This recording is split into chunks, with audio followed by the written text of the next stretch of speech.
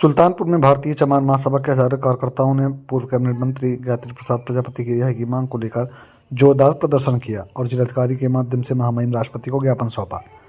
महासभा ने इस मामले को दलित, पिछड़ा और वंचित समाज के खिलाफ गहरी साजिश करार देते हुए आरोप लगाया कि गायत्री प्रसाद प्रजापति को सत्ता के षड्यंत्र के तहत फंसाया गया है। संगठन ने मांग की है कि उनकी गिरफ्तारी के पीछे की राजनीति और न्यायिक अनियमितताओं की निष्पक्ष जांच कराई जाए। आपको बताते चले कि प्रदेश प्रवक्ता एडवोकेट तिलकधारी ने कहा कि गायत्री प्रसाद प्रजापति की रिहाई की जाए और उनके ऊपर लगे आरोपों की निष्पक्ष जांच हो, क्योंकि इसमें राजनीतिक षड्यंत्र दिखाई पड़ता है।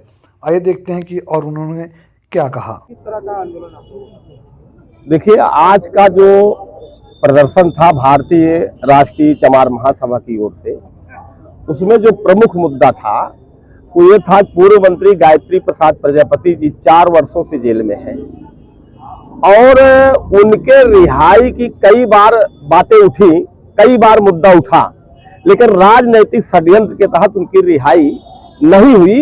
इसमें देखिए, जेल एक अपवाद है।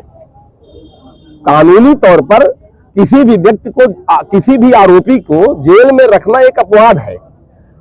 रिहाई जो है उसके जेल से बाहर रहने का उसका अपना अधिकार है, परंतु 4 वर्षों से गायत्री प्रसाद प्रजापति जी जेल में निरुद्ध है। उनकी आज तक राजनीतिक बू की वजह से, राजनीतिक षड्यंत्र की वजह से रिहाई नहीं हो पाई। तो आज जो ये प्रदर्शन हुआ हमारा, उसमें सबसे बड़ा मुद्दा यही था कि उनकी रिहाई की जाए। राजनीतिक स्तर पर जो षड्यंत्र किया गया है उसको अलग करके उनके रिहाई, उनके न्यायिक स्तर पर पुनः विचार करके न्यायिक अभिरक्षा में जो रखे गए हैं उनको रिहा किया जाए। ये सबसे बड़ा मुद्दा था। आपको लगता है आपके आंदोलन करने से उनकी रिहाई हो जाए? भाई देखिए, लोकतंत्र है, लोकतंत्र में आंदोलन से तो अंग्रेज भाग गए। भारत देश के अंदर जो 400 साल तक राज कर रहे थे, मुगल राज कर रहे थे, वो भाग गए आंदोलन से। तो आंदोलन तो बहुत बड़ी चीज है। लोकतंत्र में बाबा साहब ने जो संविधान बनाया था, उस संविधान के तहत आंदोलन करना जो है हमारा अधिकार है, हमारा मौलिक अधिकार है। हम आवाजें उठाना। अहम सवाल है कि जो गायत्री प्रसाद प्रजापति है वो मौके पर उनको सजा हो चुकी है, ऐसे में उनकी रिहाई की मांग है। रिहाई यही तो बता रहा है, सजा अंतिम दर्जे तक हो गई तो नहीं है, सजा लोकल स्तर पर हुई है, आगे व्यवस्थाएं हैं। तो क्या हम, जब तक हम लड़ाई लड़ पा रहे हैं सुप्रीम कोर्ट तक, यहाँ तक कि महामहिम राष्ट्रपति भी इस चीजों को समाधान करने के लिए स्वतंत्र है, उन संविधान में व्यवस्था दी गई है, तो अंतिम दर्जे तक लड़ने के लिए व्यक्ति को छूट मिली हुई है। अगला कदम क्या? अगला कदम ये है कि हमारे राष्ट्रीय अध्यक्ष विजय राणा चमार ने जो उद्घोषणा किया है कि अभी लोकल स्तर पर ये प्रदर्शन है, इस प्रदर्शन की आवाज अगर शासन तक नहीं पहुंचती है तो हम हर जिले में प्रदर्शन करेंगे। हमारा जो अधिवेशन होगा हर जिले में होगा, हर जिले में प्रदर्शन होगा और प्रदर्शन के माध्यम से हम उनकी रिहाई की मांग करेंगे। इसके अतिरिक्त और तमाम मांगे हैं, जैसे SC/ST एक्ट है। SC/ST एक्ट में जो मुकदमा दर्ज होता है तो गिरफ्तारी नहीं होती।